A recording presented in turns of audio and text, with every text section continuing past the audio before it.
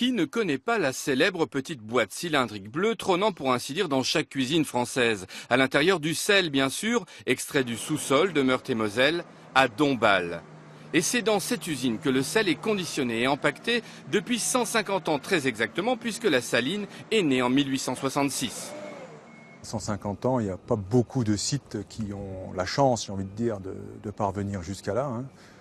C'est quand même 3 guerres, dont 2 mondiales, des crises économiques très importantes, des révolutions technologiques auxquelles il a fallu s'adapter. Aliment essentiel à la vie, le sel est paré de nombreuses vertus. En premier lieu, celle de rehausser le goût des aliments. C'est en 1902 qu'un ingénieur du site, dont le fils a une maladie des os, va découvrir par hasard une formule qui permettra au sel de résister sans dommage à l'humidité.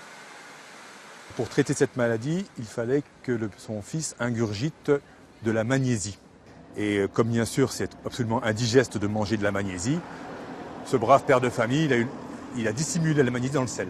Et au miracle, il s'est aperçu qu'en mettant un peu de magnésie dans le sel ne prenait plus en masse.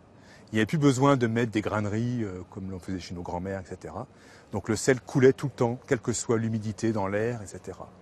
La marque Cerebos était née. Plus tard, ce petit garçon plein de santé courant derrière un oiseau en deviendra même l'emblème. Aujourd'hui, la vieille dame de Dombasle se porte plutôt bien, avec 36 000 tonnes de sel qui sortent de l'usine chaque année.